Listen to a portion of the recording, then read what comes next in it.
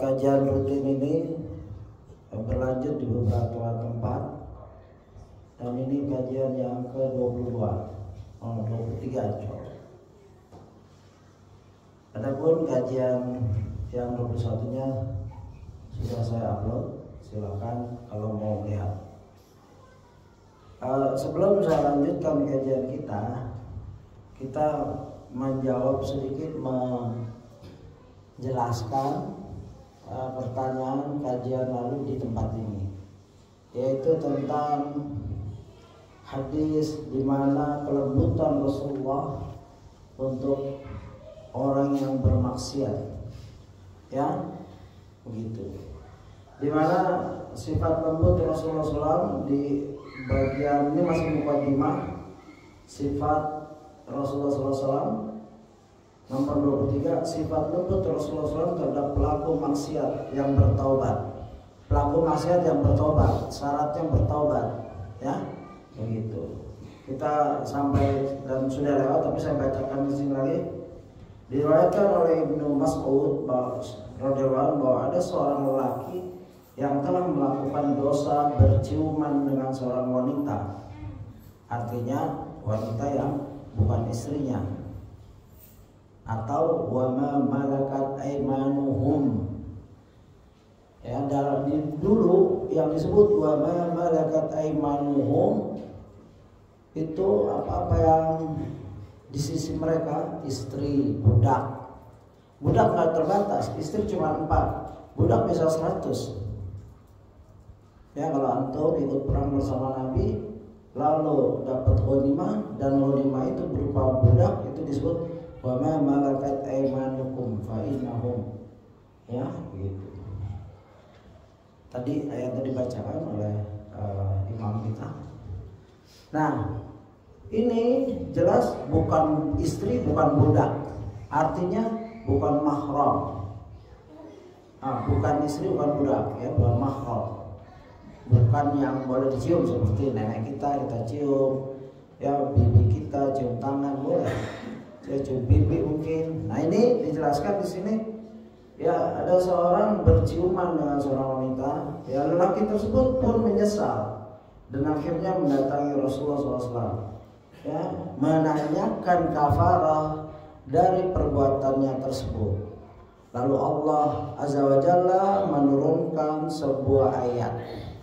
Jadi kadang-kala ayat, asbabun nuzul ayat disebabkan perilaku para sahabat atau orang Badui atau orang kafir dan sekitar Nabi, orang musyrik, maka turunlah ayat, ya begitu.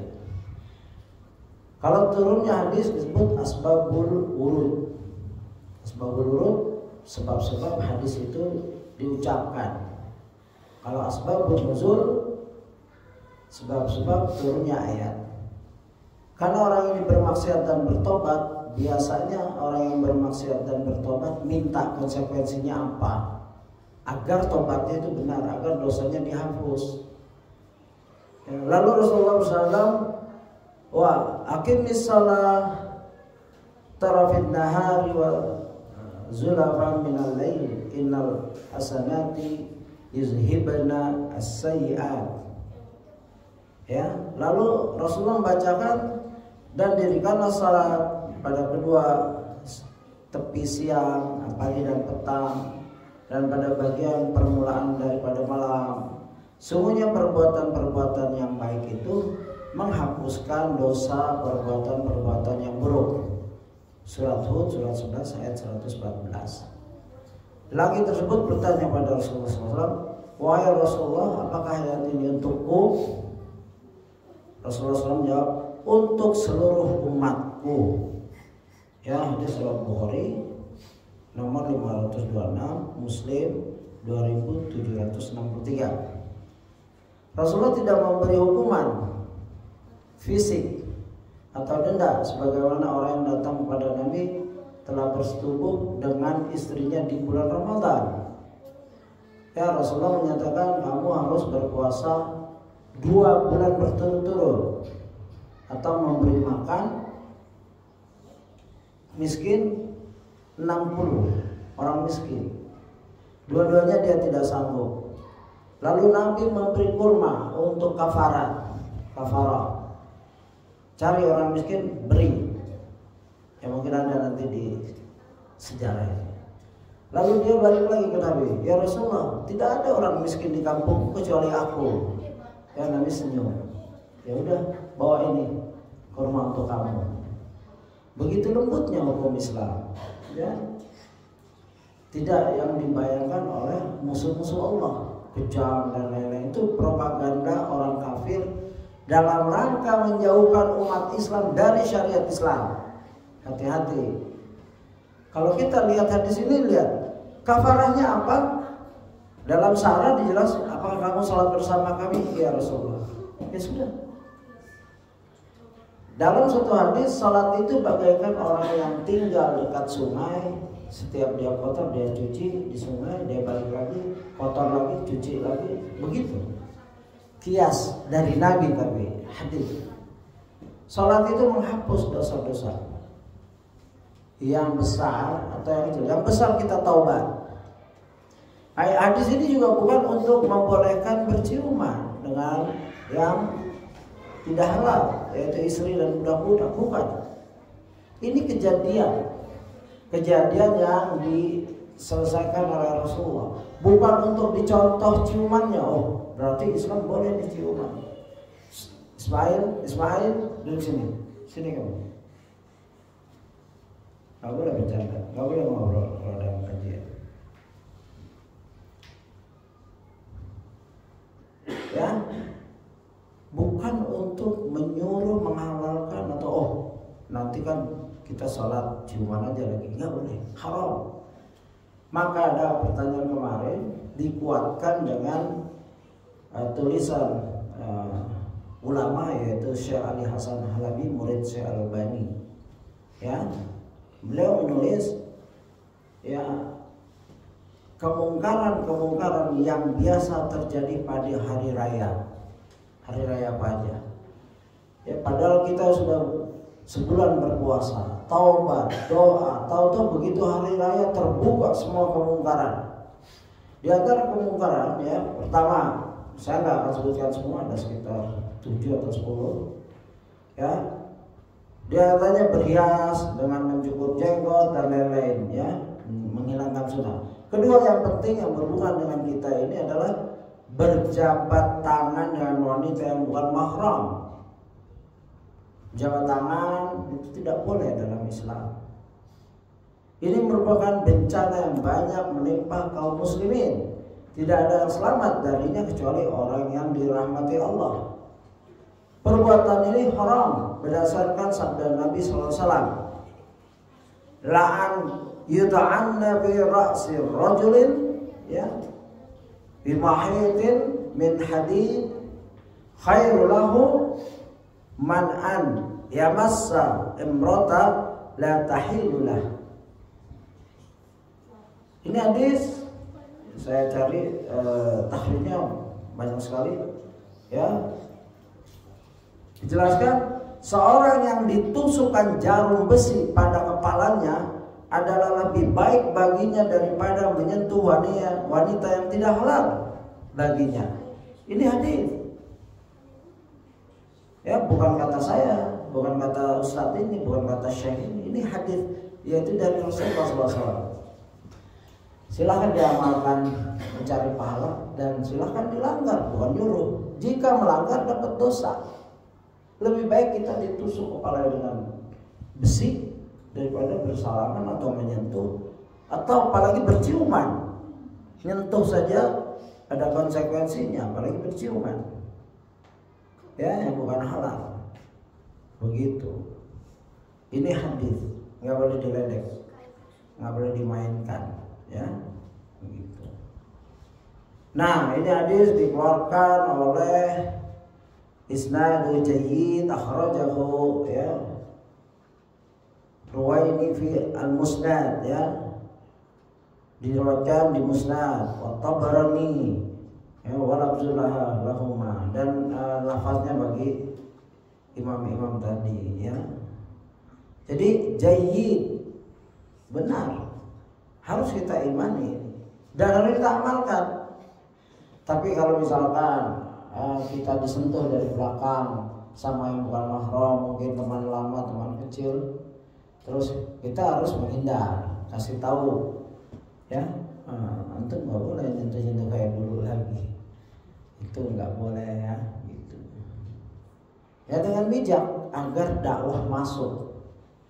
Dakwah itu bukan antum duduk di mimbar ceramah seperti saya ini.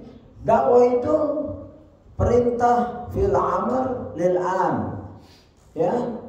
Ud'u ila sabili rabbika bil hikmah. Ud'u lil jama' fil amr lil jama', ya, akhtar min isnan salasa itu jama', 3 ke atas itu jama' untuk semua. Ajak manusia ke jalan Rabbmu, ya, bil hikmah. Bil hikmah dengan sunnah, dengan Quran dan sunnah. Wal mau'izah, nasihat. Jika diperlukan berjidal, berdebat, wajadilhum billati ahsan. Kalau ada orang yang ngeyel atau dia mungkin perlu penjelasan, tidak mudah menerima, apalagi dari kita. Ya, dilihat ini bukan ustaz, ini sok masih dalil. Dia debat, ya kita sabar. Ya, begitu mempersiapkan diri. Lihat kapasitas kita dalam berdakwah, terutama di keluarga.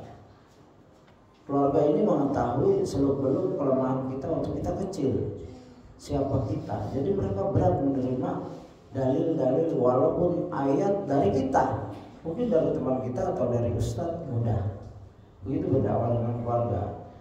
Dan ini erat sekali, ya, hadis yang saya bawakan, 2 hadis ini erat sekali di keluarga kita, ya, begitu. Nah itu mungkin masalah bersentuhan tangan atau kulit. Kalau sholat isra, di sini juga pernah ditanyakan di sholat isra, ya, ini hadis Anas bin Malik, man shalla badata fi jama'ah thumma qa'ada yadhkurullah hatta tatlu asy-syamsa thumma shalla rak'atain kana lahu ka'ajri hajjan wa umrah tamah. Ya. Barang siapa yang sholat subuh berjamaah seperti kita tadi ini, alhamdulillah, kemudian ia duduk, bapak-bapak ini lagi duduk, dalam riwayat lain ia menetap di masjid, tetap boleh duduk, boleh berdiri mungkin, ya, untuk berzikir pada Allah. Ingat syaratnya berzikir, zikrullah sampai matahari terbit, ada itu jamnya sampai bunyi, ya. Tuh. Kemudian dia sholat 2 rakaat, maka ia akan mendapatkan pahala yang seperti pahala haji dan umrah, sempurna pahalanya, ya, tapi bukan haji, ya. Nggak boleh kita sematkan diri kita haji fulan, walaupun haji benar sebenarnya itu nggak ada di, ya, haji Abu Bakar, haji Umar, haji Utsman, nggak ada kan. Yang ada Umar radhiyallahu anhu, Abu Bakar radhiyallahu anhu, di depan nggak ada titel. Apakah ini bid'ah? Ya Allah alam, ini uruf kebiasaan di Indonesia saja. Ya, saya 17 tahun di Australia dan haji mudah sana, nunggu cuma sebulan haji, 3 bulan haji, setahun haji. Pulang namanya misalkan yang pernah haji Muhammad Glenn itu surname mereka, Yusuf Newman, gak pakai haji mereka, Haji Yusuf Newman, gak ada itu, ya, pahala saja. Sudah Allah Maha tahu antum haji, ya, biarkan, jangan kita sematkan, ya. Jadi kalau ditanya apakah antum haji, alhamdulillah saya sudah tahu segini, itu boleh. Dalam rangka informasi, dia bukan tetel.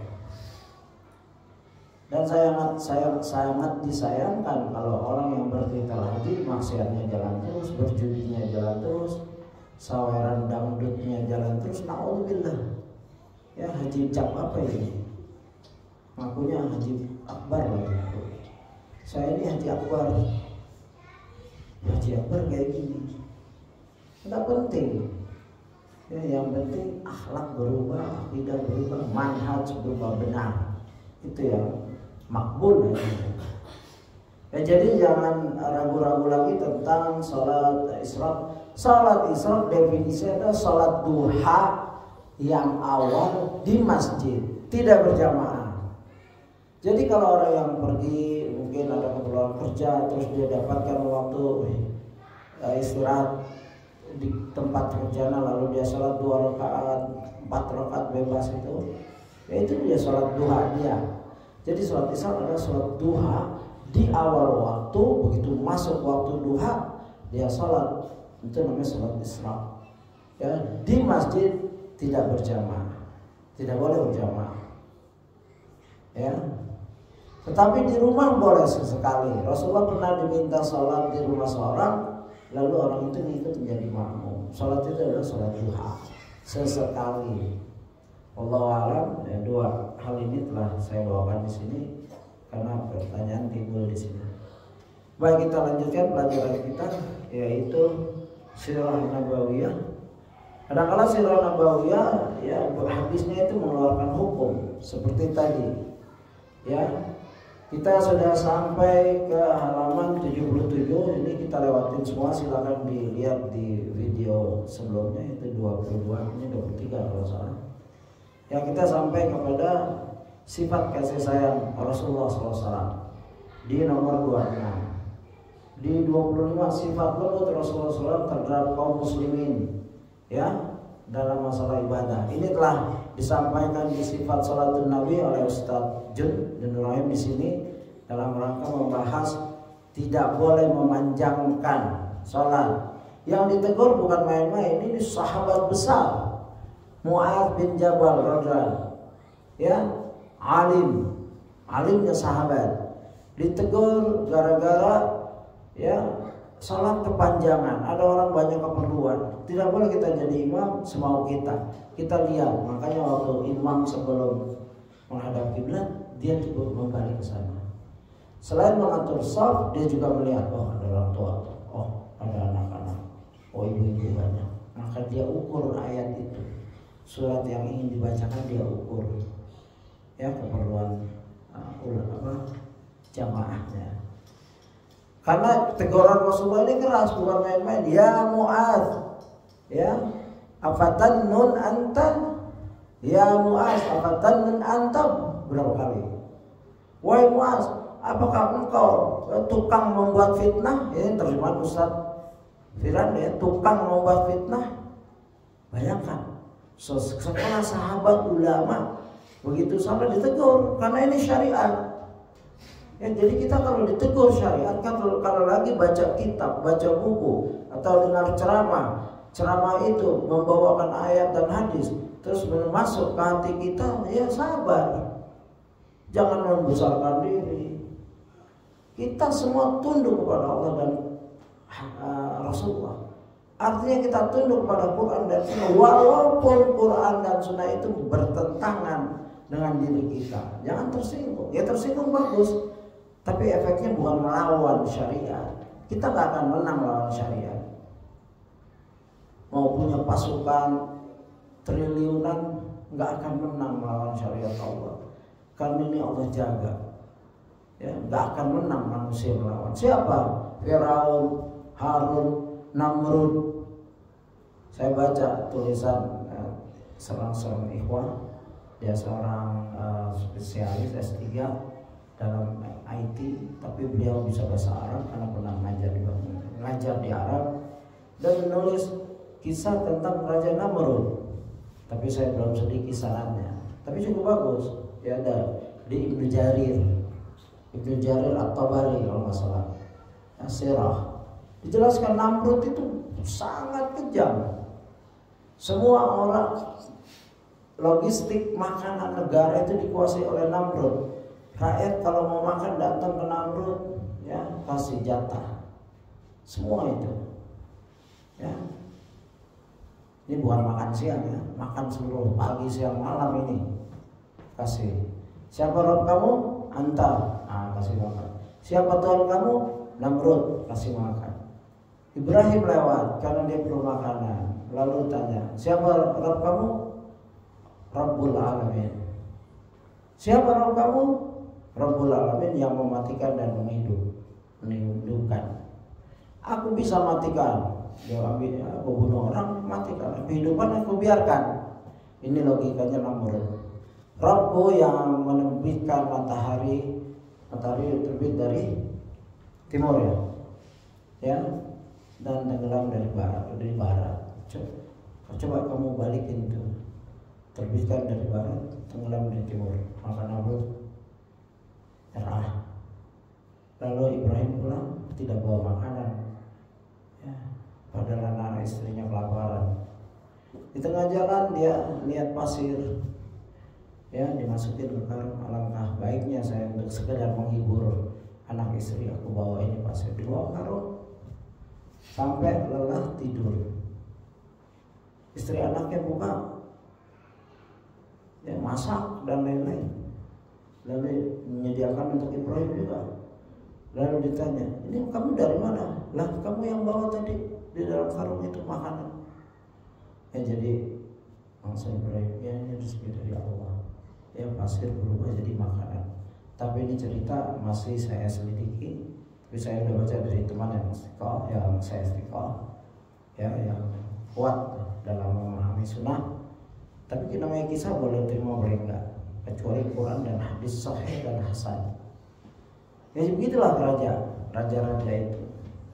Kuasa seperti itu.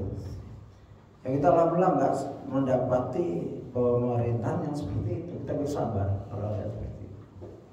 Ini lembutnya Rasulullah dalam menjaga umatnya.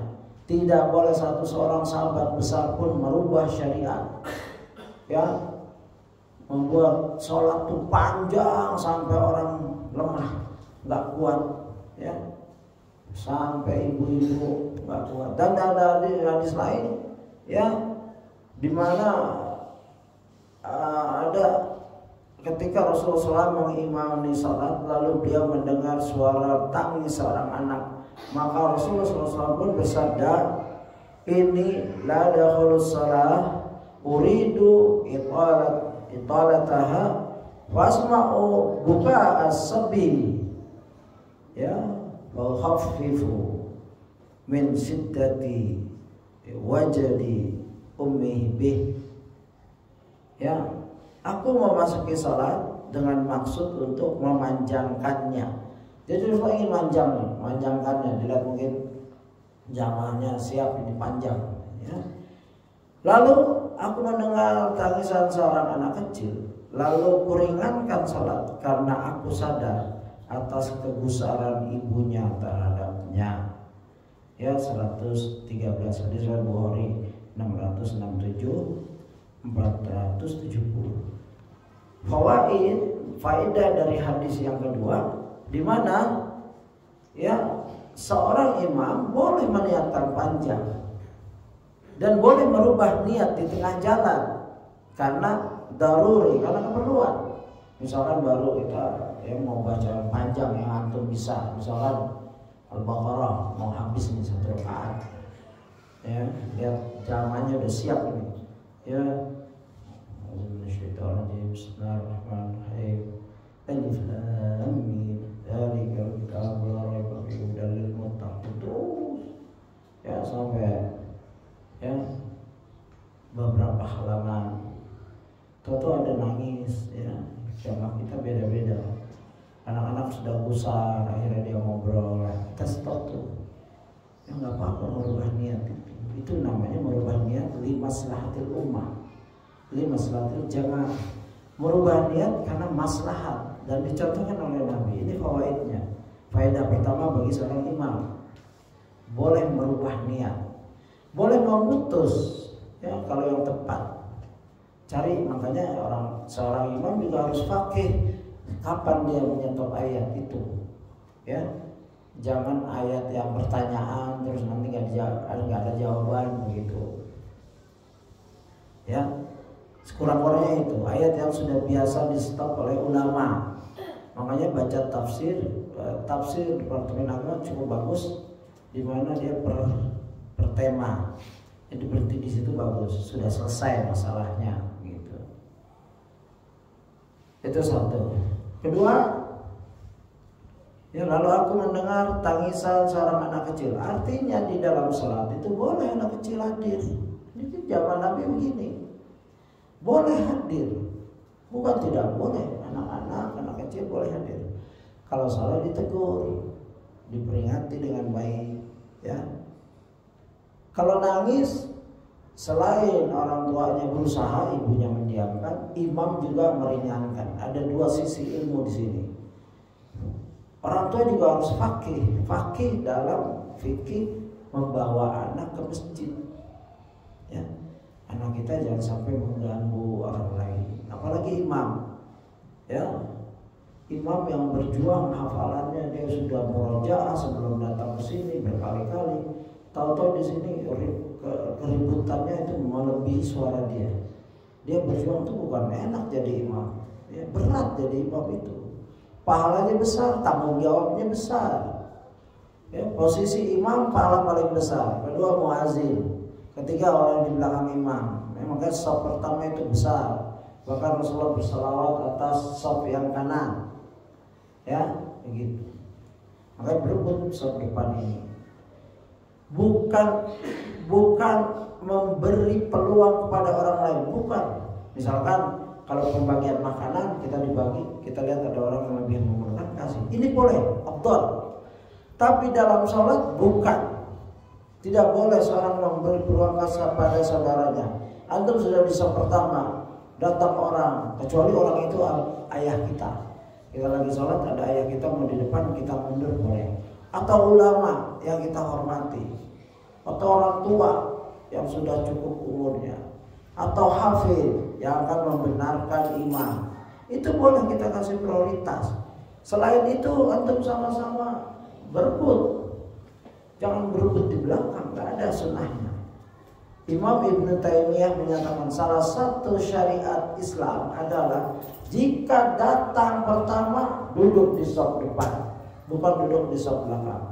Syariat Islam, Ibnu Taimiyah menyatakan jika datang di awal waktu penuhi saf pertama. Gak harus tuh imam atau khotib atau panitia sebelum khotib tolong isi saf depan. Itu gak perlu. Kalau semua melaksanakan sunnah, semua memahami syariat. Begitu ada celah kita bisa masuk. Nah itu keutamaan dalam Islam tuh.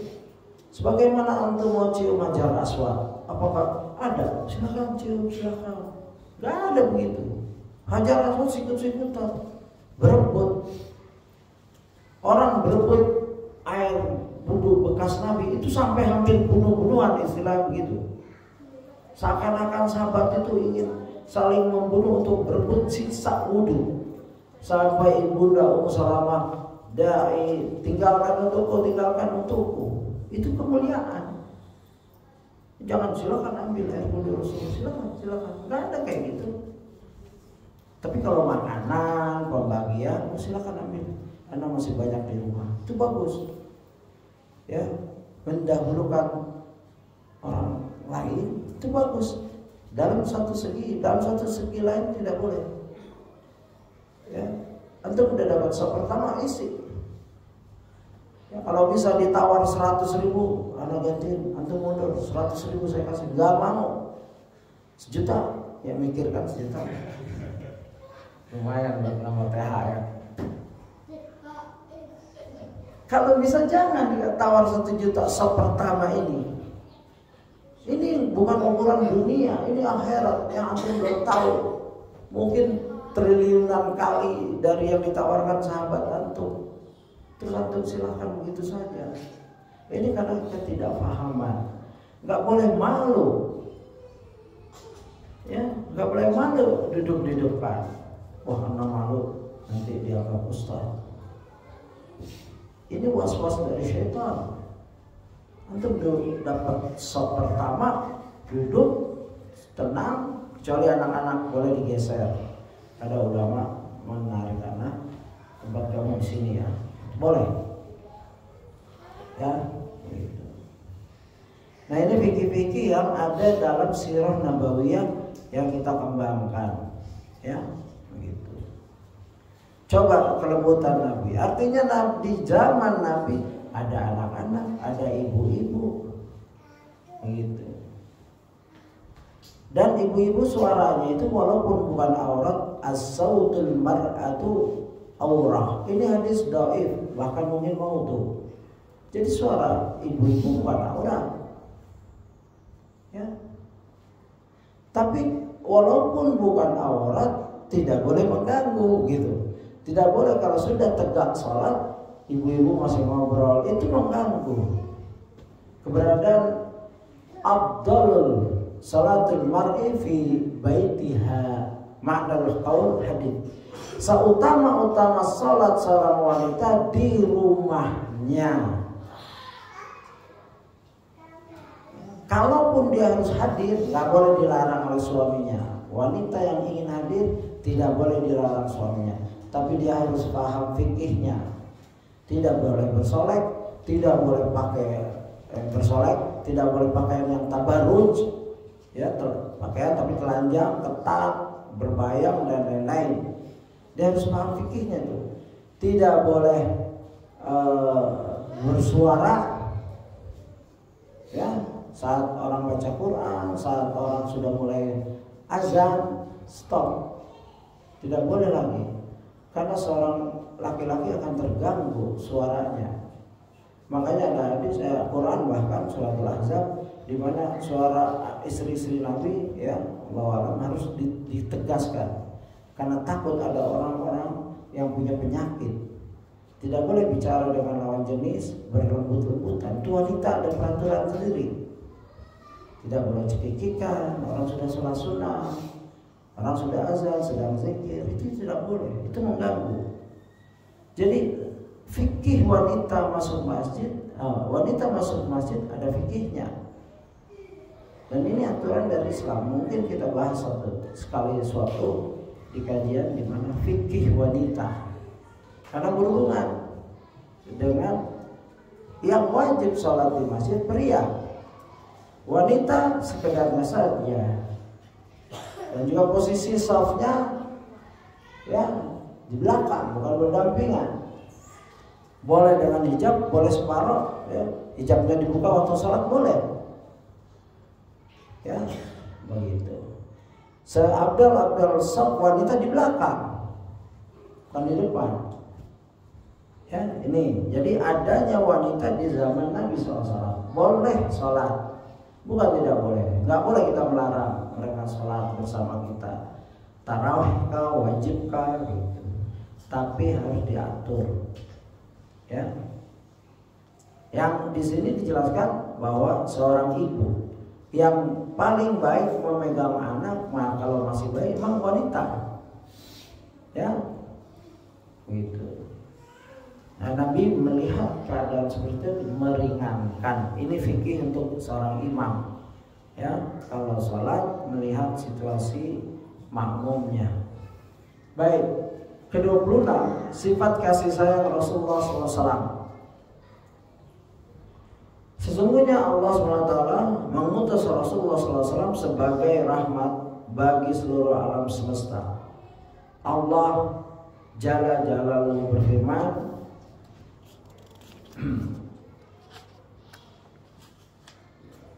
wa ma arsalnaka illa rahmatan lil alamin, dan tiadalah kami mengutus kamu melainkan untuk menjadi rahmat bagi semesta alam. Suratul Anbiya 107. Ya, banyak sekali teladan dari Rasulullah SAW tentang sifat kasih sayangnya. Di antaranya, ini banyak dirinci lagi oleh Ustaz. Tapi yang jelas ayat ini diterjemahkan, ditafsirkan oleh penulis Rahiqul Maktum, ya, Sirah Nabawiyah, Syekh Abdurrahman Mubarakfuri. Dijelaskan salah satunya adalah rahmatan lil alamin. Sebelum Rasulullah diutus, jika suatu kaum bermaksiat diazab, satu kaum itu, ya, diazab langsung di dunia. Tapi setelah Rasulullah SAW diutus, tidak langsung semuanya, sebagian saja. Ini salah satu rahmat, ya, begitu. Untuk orang-orang kafir yang menentang tidak langsung diazab, Bahkan Rasulullah memaafkan. Ya, walaupun perang Uhud Rasulullah pecah giginya, ya, armornya, baju perangnya pecah, ya doakan, ya Allah ampunilah, maafkan mereka karena mereka kaum yang tidak tahu. Itulah sifat Rasulullah, rahmatan lil alamin. Satu, kasih sayang Rasulullah SAW terhadap umatnya. Diriwayatkan oleh Abu Hurairah radhiyallahu anhu bahwa Rasulullah SAW bersabda, "Ma min mu'minin illa wana aula bihi dunya wal akhirah. Iqra'u in syi'tum. An-nabi awla bil mu'minina min anfusihim. Bayyuma mu'minin mata taraka malan fal yarishu asabahu." Ya, asabatuhu man kana wa man taraka dainan aw dai'an falyati fa ana maulahu. Ini berita gembira sekali buat kita, ya, yang artinya tidak seorang mukmin pun kecuali aku adalah lebih utama untuknya di dunia dan di akhirat. Bacalah jika kalian mau, yaitu surat yang tadi saya bacakan. Nabi SAW hendaknya lebih utama, yang artinya Nabi itu hendaknya lebih utama bagi orang-orang mukmin dari diri mereka sendiri. Surat Al-Ahzab ayat 6. Maka apa saja dari orang yang beriman wafat dan meninggalkan harta, maka yang mewarisinya adalah ahli warisnya. Dan barang siapa yang meninggalkan hutang atau keluarga yang membutuhkan, maka datanglah kepadaku karena aku adalah walinya. Begitu. Ini hadis Bukhari 2399, 1619. Saya belum kaji hadis ini dan Ustaz tidak menjelaskan sarahnya. Ya, jadi kalau itu hutang, itu tanggung jawab Rasulullah. Maksudnya wallahu a'lam, pada saat itu Rasulullah punya baitul mal. Ya, kalau orang ini mati mewarisi, ya warisnya buat keluarganya. Tapi begitu hutang, mereka datang ke Rasulullah, ya Rasulullah, bulan punya hutang. Karena hutang itu akan menggantung walaupun dia itu mujahid. Kalau punya hutang, ya, yang sedikit pun akan ditanya oleh Allah SWT. Bahkan Rasulullah SAW tidak mau menyelamatkan orang karena ada hutangnya, sampai ada menjamin, aku yang bayar ya Rasulullah, baru Rasulullah menyelamatkannya. Tapi di balik itu Rasulullah menagih orang yang apa kamu sudah bayar? Belum.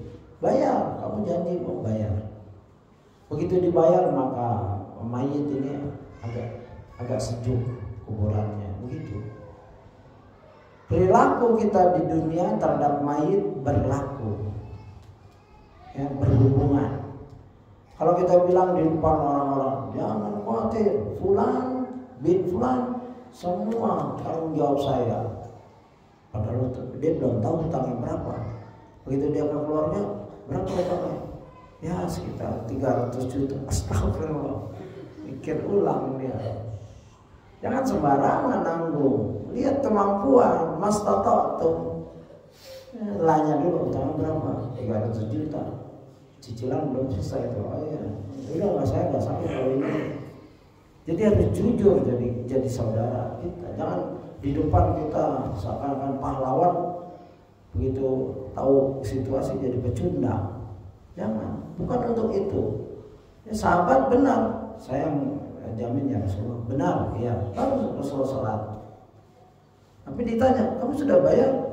Belum bayar. Itu janji.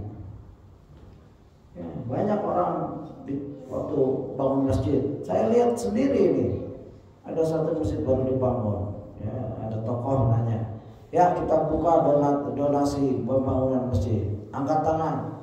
Saya mulai dari diri saya segini rupiah, langsung angkat tangan. Saya 100 juta, saya 150 juta, saya 3 juta, dicatat semua itu.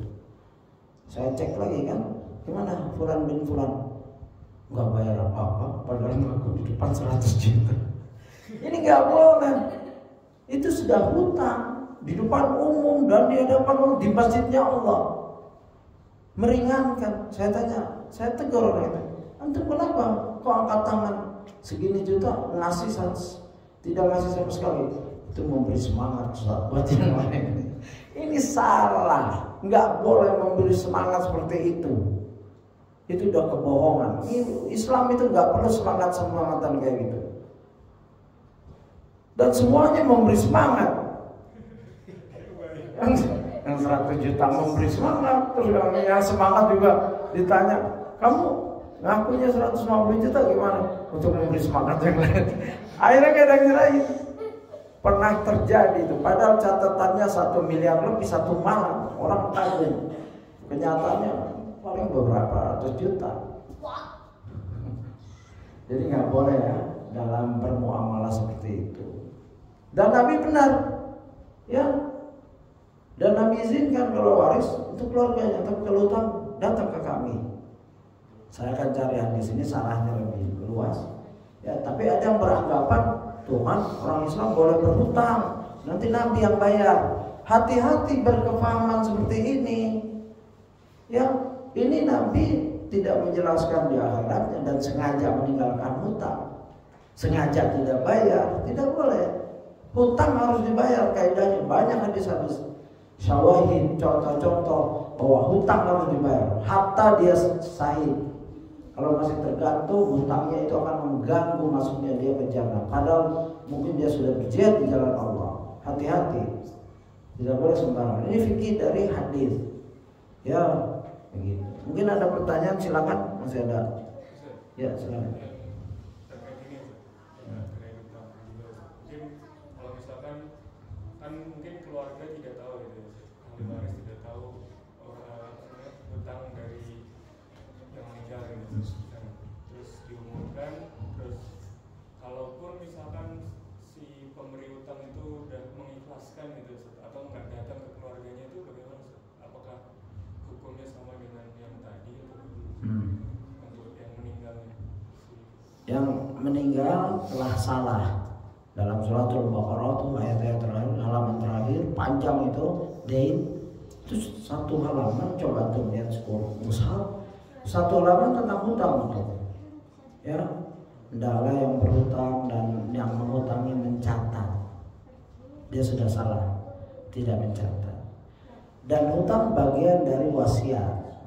Seorang sebelum meninggal ya berwasiat, anak istri berwasiat ke anak istri, Abah punya hutang sekian-sekian kepada Fulan bin Fulan, tolong lunaskan. Ya, semuanya belum ya. Gitu sebelum wafat. Maka wasiat itu bahkan setiap malam. Hendaklah seorang sebelum tidur berwasiat atau menulis wasiatnya, ditaruh di tempat yang dia biasa naruh. Atau kita ini seorang bapak sudah punya wasiat, pernah menulis wasiat, kalau saya wafat rumah ini dibagi waris, hutang ini dibayarkan, begitu. Itu kesalahan yang wafat ya. Gitu. Jika keluarga tidak tahu, ya tahu-tahu yang dihutangi memaafkan, dia selesai, alhamdulillah. Dia punya dosa tidak menulis wasiat, tidak menulis hutangnya, tidak memberitahukan hutangnya kepada keluarganya. Itu dosa dia, semoga Allah ampunkan. Dan ini kebaikan orang yang memaafkan. Tidak semua orang sebaik itu kan. Itu bisa dituntut di akhirat nanti. Kalau dia sudah memaafkan, ya selesai sudah. Ya begitu. Muamalah tergantung 2. Akad itu ada 2, ya, yang hutang dan yang dihutangi. Kalau yang dihutangi ridho, selesai, ya sudah selesai. Ya selesai itu di hadapan Allah. Seperti sahabat tadi, aku yang bayar ya Rasulullah, selesai sudah. Tapi Rasulullah sebagai pimpinan ngecek bener nggak omongannya ini. Ya, muamalah itu atas kesepakatan. Hendaknya kasih tahu boleh, tapi menjaga keikhlasan mungkin sudah saya maafkan saja, nggak apa-apa. Menjaga keikhlasan boleh, selesai sudah dia hadapan Allah. Gitu. Oh ini kalau keluarga meminta ke si pemberi hutang itu untuk, mungkin keluarga keberatan gitu, mungkin karena nilainya besar gitu. Terus keluarga tidak ada kemampuan itu, terus meminta si pemberi hutang untuk membebaskan itu, apakah boleh? Oh boleh. Itu kan namanya termasuk nego, ya, nego. Dimana jangankan hutang piutang, hukum bunuh, ya, nafsu nafsi, kalau dia bunuh dibunuh lagi, itu boleh nego. Misalkan kayak di Saudi terjadi pembunuhan satu keluarga terhadap keluarga lain, ya, yang bunuh itu keluarga amir, ya, pangeran atau apa, terus keluarga yang dibunuh menuntut balas harus dibunuh. Nah, keluarga pembunuh nego mendatangkan harta sekian, bisa nggak jangan dibunuh anak saya kasih kamu uang 3 triliun dan lain, pokoknya uang. Kata keluarganya nggak bisa. Bahkan ditanya, uang ini bisa menghidupkan anak saya nggak? Ya enggak. Sampai itu mereka protes sebelum dipacu itu mereka pada lepasin ekalnya setanda, ya, minta kasih saya tetap. Artinya ada nego. Nah, orang yang berutang kalau memang nggak mampu, ya, merendah diri, ya Tuhan tolong maafkan doa hutang ayah saya, berlembut. Oh tidak, oh iya saya maafkan separuh. Oh selesai itu, tulis, catat, benar. Kamu selesaikan separuhnya patungan selama setahun 2 tahun, begitu boleh itu nego, itu muamalah. Ya, muamalah atas perjanjian. Al muslimu inda syurutihim. Seorang muslim di atas perjanjiannya. Ya, yang diutangi ridho hapuskan semua, alhamdulillah. Ya, yang diutangi bilang ya bayar separuh saja, separuhnya saya maafkan, boleh. Jadi tergantung. Tapi yang wafatnya apakah dia tetap dihukumi dia melalaikan utang itu atau gimana? Ya tadi dia melalaikan, tidak dicatat, terus dia mungkin berhutang tanpa menghitung kemampuan membayarnya, ya begitu. Umar dalam Madarijus Shalihin, ya, dijelaskan ada orang berhutang, kapan kamu bayar? Nah, nanti kalau saya dapat upah, dapat gajian. Terus Umar balik bertanya, kamu yakin kamu masih hidup? Maka dia diam. Tapi ini kewaraannya Umar dalam berhutang tidak bisa kita ikuti sebagai hukum. Ada orang mau berhutang, ditanya kapan kamu mau bayar? Nanti kalau saya gajian. Kamu yakin masih hidup? Diam dia. Tapi perhitungan manusia ya dia masih hidup, begitu peraturannya. Ya, kalau meninggal ya udah. Makanya ada peraturan, kalau saya wafat, tolong kamu minta utang saya ke waris. Jadi kalau ahli waris jangan curang dan culas. Kalau ada harta pada berebut, merapat. Begitu ayahnya meninggal ke hutang, pada kabur semuanya. Hutang dan harta sama nilainya. Bukan enaknya saja. Kalau ayah kita berhutang, kita wajib mencari penyelesaian. Sebagaimana kita wajib membagi harta setelah ayah wafat, bagi cara syariat. Begitu. Kalau ayah meninggalkan hutang, bayar secara syariat. Makanya harta waris belum boleh dibagi sampai yang meninggal ini membayar hutang-hutangnya. Bukan dibagi-bagi dulu baru ketahuan yang dia tahu semaksimal. Makanya ditanyakan, ini uruf kebiasaan yang bagus.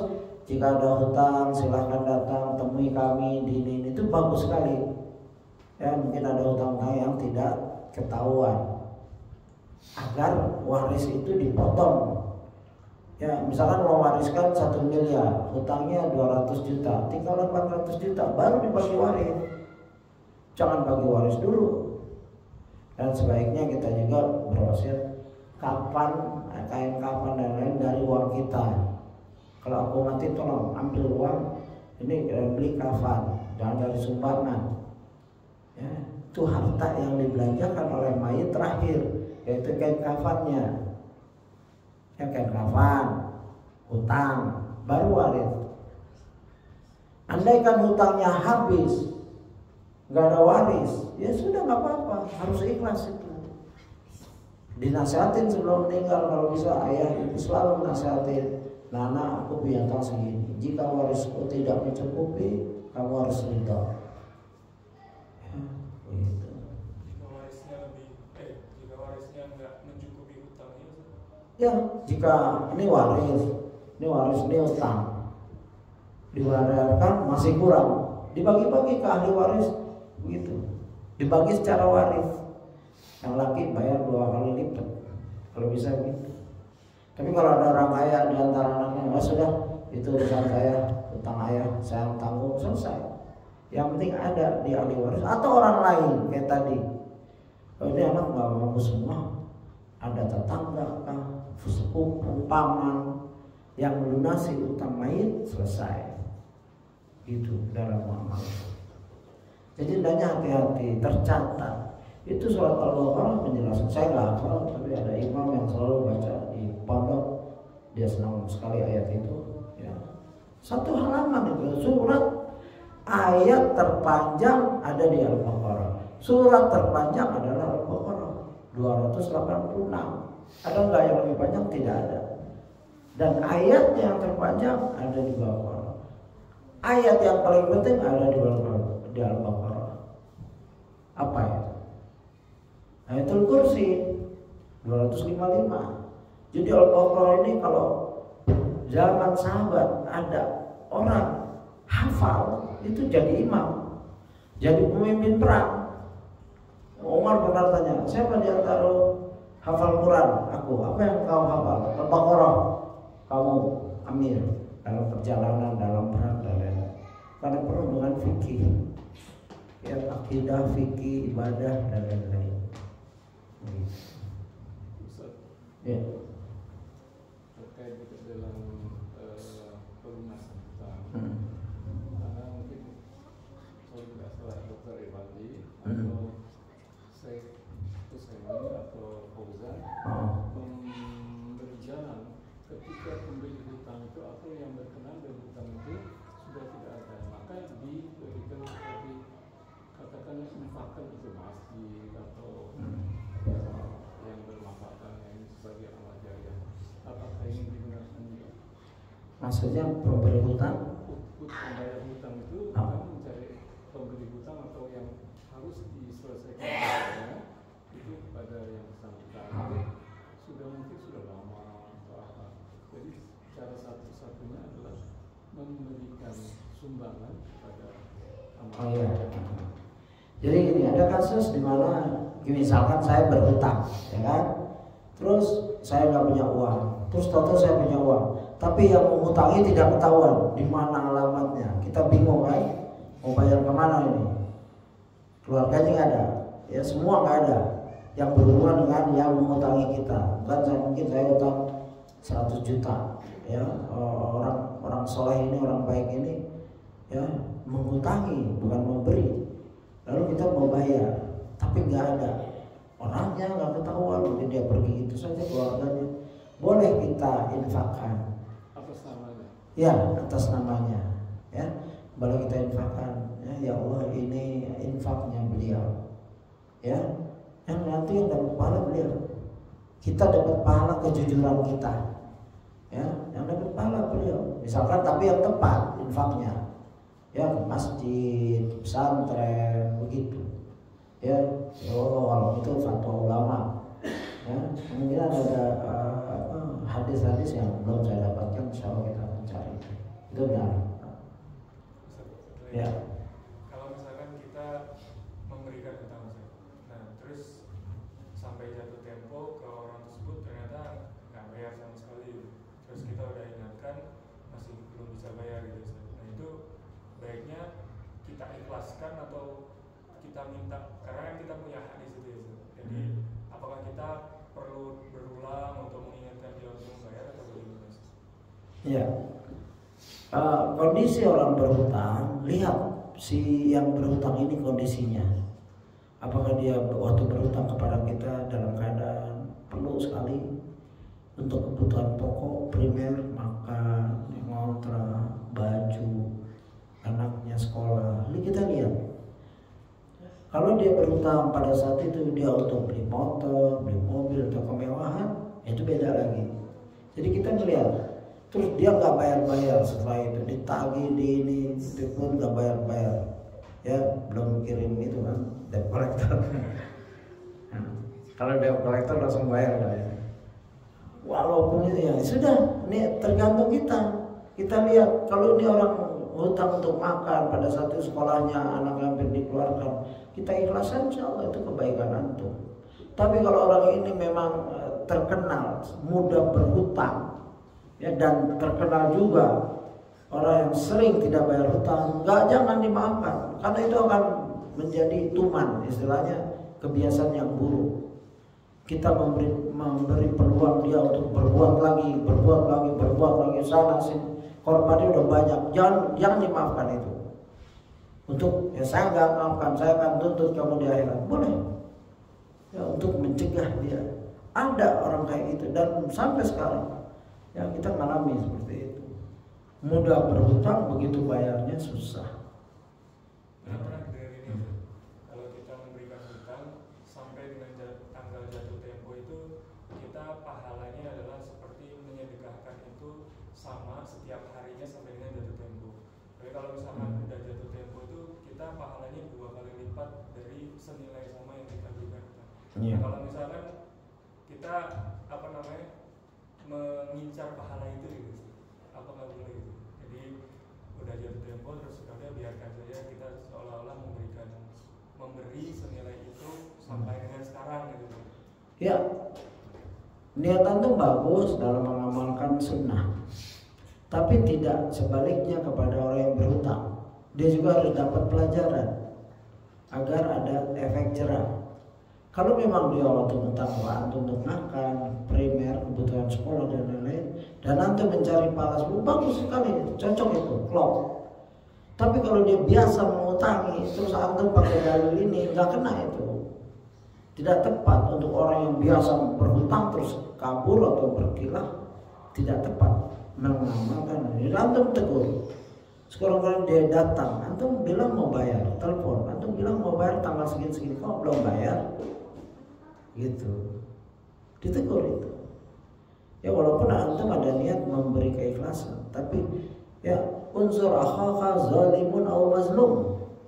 Tolonglah saudaramu yang zalim dan mazlum. Sahabat paham kalau yang dimazlum, yang dizalimin, kami paham ya Rasulullah. Bagaimana orang-orang yang zalim? Dengan nasihat, dengan mencegah kezalimannya itu menolong dia. Kalau antum biarkan nanti dia berhutang, seperti antum lagi orang yang baik dan lain-lain mencari pahala, dia tahu hadis ini udah beredar di kalangan itu, dia pakai terus itu, jadi modus. Ya, jadi unsur akhaka zalimun aw mazlum. Kita menyetop dia, enggak, kamu harus bayar. Aku dengar engkau mengutang sana, bagaimana itu? Nah, ada efek jerah. Itu namanya nolong dia. Kalau antum diamkan, antum nggak menolong saudara antum yang zalim, bahaya. Kalau orang seperti antum, kalau yang diutangi benar-benar lagi perlu, anaknya sakit, tolong akhi, antum udah jatuh tempo nih, anak perlu sekali. Kan kasihan. Tidak semua orang yang diutangi kondisinya seperti kita. Gitu. Wallahu a'lam. Ya.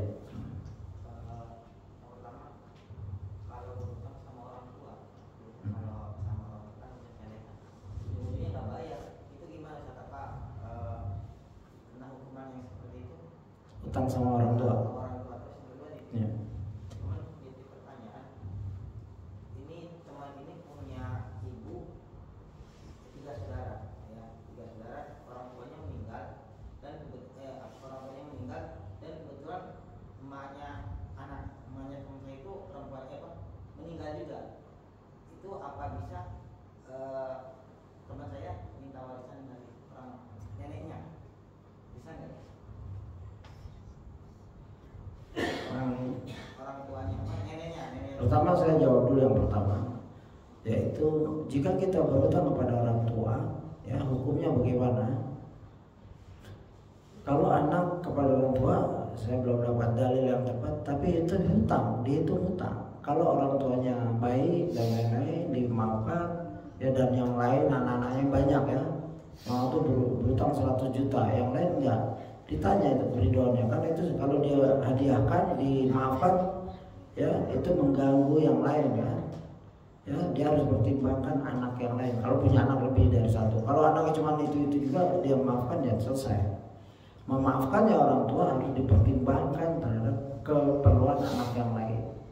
Ya jadi dipertimbangkan. Dia berhak, ya lunas itu. Boleh. Yang lain protes, ya udah tanggung jawab saya. Boleh seorang tua, tapi tidak adil. Ya, enak banget itu si fulan ngutang 300 juta, kita buat makan aja susah. Nanti anak yang lain ngomong itu. Ya, jadi ndaknya jadi orang tua adil. Datang ke anak yang hutang, antum kamu hutang, karena saya mau bagi-bagi nih yang 300 juta. Kalau kamu bayar untuk ini, begitu. Kalau orang tua masih hidup, hendaklah adil seadil-adilnya dalam pemberian. Karena Rasulullah pernah diajak untuk saksi seorang ingin memberi anaknya yang dia sayangi sekian ya harta. Lalu Rasulullah bertanya, apakah kau beri yang lain? Tidak. Oh, aku tidak mau jadi saksi. Sebelum anak-anak yang lain dapat. Ya, termasuk hutang tadi. Kalau ijab kabulnya hutang, ya karena keperluan, terus tahu-tahu anak ini nggak bisa bayar, ya bapak harus punya pikiran tidak langsung memaafkan. Apalagi anak-anak yang lain tahu, itu akan menimbulkan kecemburuan dan melanggar sifat keadilan seorang ayah. Antum duduk, bapak ini duduk, fulan anak si A nih, anak saudaramu punya hutang 300 juta, ya dia nggak bayar. Saya ingin kamu meridoinya, ya udah ridho, ya selesai. Seorang orang tua, walaupun itu hak dia, memaafkan hak dia, tapi akan mengganggu sifat keadilannya. Apalagi kita lihat hutangnya untuk poya-poya, ini itu yang lain, ini bukan orang kaya nih saudaranya, makan aja susah. Kalau dia bayar 300 juta, bapaknya bisa begitu. Wallahualam. Bisa iya, bisa tidak itu. Bisa sama dengan hukum dengan hutang dengan orang lain. Tapi kalau ayah beda. Kalau ayah punya hutang sama anak, ya dalam satu hadis walaupun ada mendhaifkan, tapi di sini dibawakan oleh Musnad Imam Asy-Syafi'i. Ayah, harta anak adalah harta ayah. Dibahas juga oleh ulama. Jadi kalau ada seorang tua datang ke rumah anaknya, ya dia ambil makanan, itu halal, gak harus permisi, ya ambil makan yang tidak membahayakan, yang tidak memudaratkan anak. Misalkan dia punya hutang bapak, ya melihat di sini dia bayar nggak bayar itu insya Allah bebas. Dia nggak bayar karena nggak mampu, ya, atau mampu tapi nggak mau, itu bebas. Itu ayah kepada anak. Ya tadi kan bertanya anak pada ayah, begitu. Jadi wallahualam, kalau orang tua yang berhutang, ya, tapi tidak memudorotkan. Kalau memudorotkan, ulama meninjau lagi. Jangan sampai ngambilnya, misalkan seorang ayah datang ke rumah anaknya, ya, atau dia ngambil motor, untuk anaknya kerja, ngambil HP itu, kan itu memudorotkan, itu tidak boleh. Yang tidak memudorotkan, misalkan bahan-bahan yang ringan-ringan. Ya kalau mungkin punya HP 3 anaknya, ayah ambil 1 ya, dia ambil. Itu halal seorang ayah. Ya, harta anak adalah harta ayahnya. Nah tadi itu yang kedua saya nggak paham tuh bertanya. Gimana? Kakeknya teman saya itu meninggal. Kemudian ibunya teman saya itu juga meninggal. Masih ada 2 saudara lagi, laki-laki. Ibunya teman saya perempuan meninggal. Nah, teman saya itu boleh nggak ketika ada waris yang dibagikan dia minta? Iya, ibunya udah meninggal. Mintanya ke siapa? Kakeknya kan udah meninggal, tapi sempat dia lupa nulis wasiat. Kakeknya lupa nulis wasiat. Kalau ibunya meninggal setelah kakeknya meninggal, dia dapat waris dari kakek. Tapi ibunya meninggal sebelum bagi waris dari kakek kan, kasusnya itu nggak apa-apa. Kalau memang diurut, misalkan ini ibu kan, ini kakek meninggal, bagi waris kan, sudah dibagi ke ibu apa belum? Waris dari kakek belum, tapi tercatat.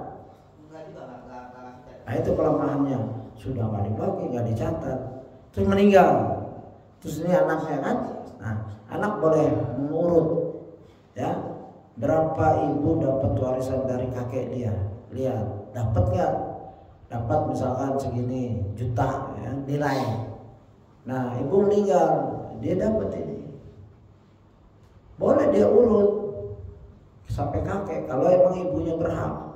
Syaratnya ibu meninggal setelah kakek meninggal. Kalau ibu meninggal sebelum nggak dapat. Kakek masih hidup, ibu meninggal, udah putus, nggak bisa ke kakeknya. Gitu. Kalau sumbangan boleh. Tapi kalau ibu meninggal duluan, anak meninggal duluan nggak boleh, nggak dapat, terputus dia. Tapi kalau sumbangan ke cucu ini boleh. Kalau ini meninggal terus ibu, tinggal ibu meninggal, makanya ibu meninggal harus ngasih tahu, aku punya warisan dari kakekmu segini rupiah. Kalau kamu serius, kamu urus. Makanya ini dicatat semua. Islam itu teliti, dicatat semua. Ya. Waris apa lagi? Hukum internasional kagum dengan hukum Islam karena begitu detailnya. Dan saya pertama baca ilmu waris di tafsir di tafsir Al-Azhar karya Hamkah. Saya nggak tahu kalau Islam itu punya hitungan matematik. Saya senang matematik seperti itu. Kaget saya. Wah, kayak begini ya. Jeli sekali Islam. Ilmiah sekali. Jadi itu kasus-kasus ini karena nggak mengamalkan syariat Islam jadi berantakan. Makanya semua walaupun masih bentuk bangunan dicatat. Nilai bangunan tahun segini 500 juta. Nilai sawah tahun waktu ayah meninggal 300 juta. Digabung. Nilai kendaraan kan berubah. Pada saat disiapkan tanggalnya nilai kendaraan 2 atau 3 pada saat ayah meninggal segini rupiah, dicatat itu. Walaupun belum dibagi. Hendaknya yang paham mencatat, menulis semua, ya, lalu duduk, lalu bilang, ini harta waris semua. Mari kita bagi. Oh, nggak usah dibagi. Islam harus membagi. Kalau saudara mau bagi, udah kita catat. Yang paham tuh dicatat. Hak saya segini, kasih tahu nih, hak kamu segini, hak kamu segini, hak kamu segini. Datang ke KUA kan ada konsultasi seperti ini, bebas, bukan mazhab, bukan apa, KUA menjelaskan hak fulan, pegang ini sertifikat semua, kasih nasihat. Kalau ini nggak diselesaikan, tanggung jawab nanti di akhirat. Hak kita juga kita tahu berapa. Walaupun nggak megang mobil masih dipakai dan lain-lain.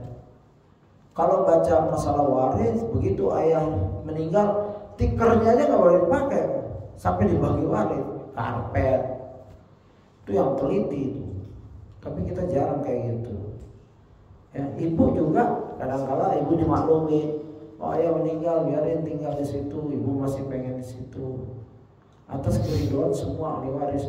Tapi kalau ada anak yang miskin sampai minta-minta, hartanya ada di rumah yang ibu tinggal, dibujuk ibunya, Bu, anak ibu kesian tuh, dia udah minta sana minta sini untuk hidup, dia ada waris di sini. Duduk bersama ibu, mungkin ibu punya harta, gini saja, ini rumah berapa kalau dijual? Segini rupiah. Baik, bagian dia berapa tuh ya? Pengen uang segini rupiah. Ini ibu bayarkan dulu waris dia. Selesai. Nggak harus rumah itu dijual. Ibu senang rumah ini. Siapa yang perlu warisnya sekarang jangan dijual. Ibu yang beli di rumah. Begitu. Itu penyelesaian beberapa banyak. Ya, ini kasus per kasus ya. Jadi barangkali itu anak berhak mencari warisnya. Ya, insyaallah. Allah alam.